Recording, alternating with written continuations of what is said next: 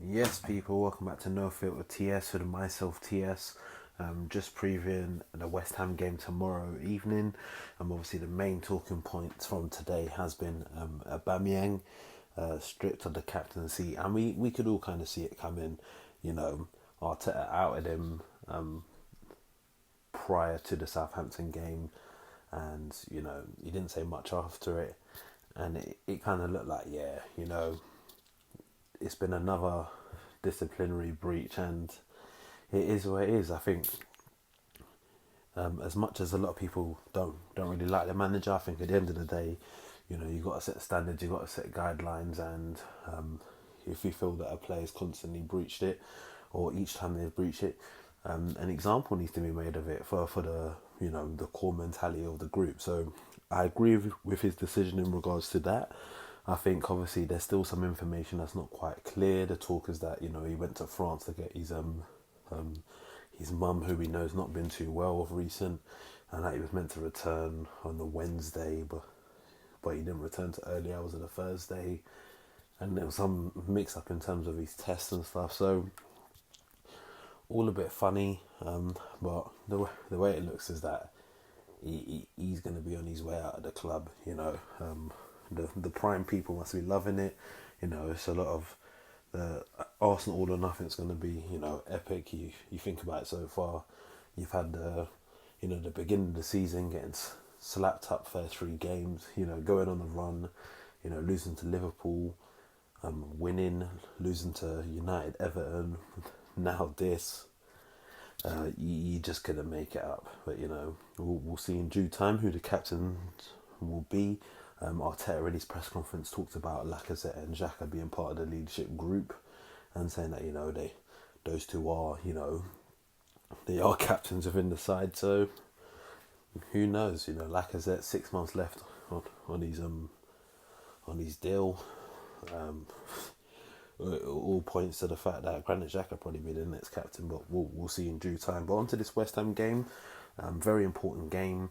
Again, it's a must-win game, and bearing in mind how things have panned out so far this season, West Ham's only 2 points ahead of us. They've been playing really good, beating a lot of the bigger sides.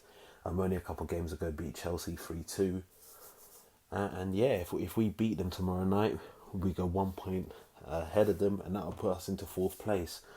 Tottenham would have some games in hand. I know they had a game called off the other week because of snow, and then obviously now they've had these situations with positive COVID cases. So there are games for them to play, which they could fill the gap in terms of points. But all we can do is go ahead and win this game.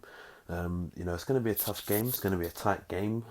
West Ham definitely got players that can cause us problems. You think about the likes of Antonio, Jared Bowen, Matiak, played decent going forward.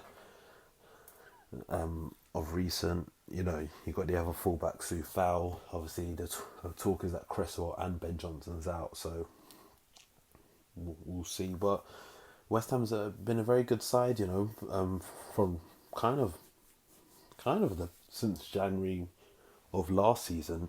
They've been doing well. They've been doing one Europa League. I actually recall going to watch them play Man City earlier this season in the Carabao Cup, and they kind of play what to them many fans will probably say is kind of like a second string side, and they won it on penalties. So credit to them.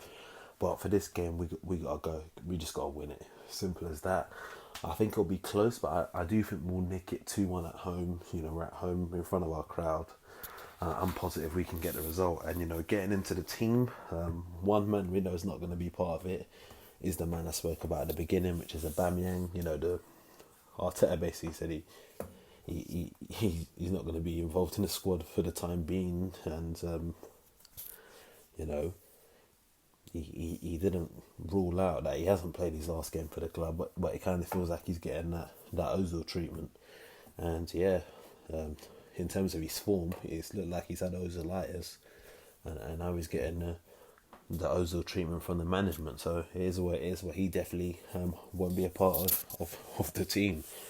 So I think the back five for me it stays the same. Ramsdale in goal, Tomiyasu right back, Gabriel, White, and then Tierney at left back. And I think I'll just go for Tierney. I think defensively he'll be better off against the likes of Jared Bowen, who tends to play off that right hand side, and he's a top quality player that can cause us problems. So I think Tierney would be the better option in there. Going into the midfield, you'd probably have to say Partey and Xhaka again. I think just the West Ham midfield is it. Rice and Souček. I think Partey and Xhaka will be the right two to go up against them. Into attacking positions, Odegaard again's got to start in at 10. He's the man in form right now. He's getting goals, and he's getting in the right position. So there's no reason at all to drop him at present. He's got to continue to lead the line for the moment, and then the front three. To be honest with you, it's literally the same team from the weekend. Start Saka on the right, Martinelli on the left, Lacazette up top. Some people would argue, what about Smith Rowe? He's come back from injury, he can come off the bench. Same goes to Pepe, he only got 7 minutes off the bench the other day. Hopefully, we can be in a position where we give Pepe at least 25-30 minute run out against West Ham. We'll see who the striking options are. At the time of recording this, I'm not too sure when the under-23s play, but it would also be a good opportunity, in my personal opinion, to see Balogun on the bench.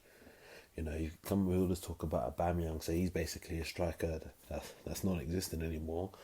Lacazette's going to be starting. You can't dispute Eddie as the only real other attacking option on the bench, so I'd like to see Balogun on the bench, but that's just my opinion on it. Everyone's got their opinion on it, but it's going to be an interesting one. I think for the players, they need to win it to kind of support the manager as well, because if we don't win this game, the pressure's going to come back on the manager, talking about the way he's going to add all of this out, and the club putting out their statement. So it's definitely a must-win game, and if we don't win it, then the pressure's going to come mounting back on the manager. So only time will tell. Obviously, feel free to let me know your thoughts on it all in the comment section below, and if you haven't already done so, go hit that subscribe button now, and I'll catch you next time. Peace.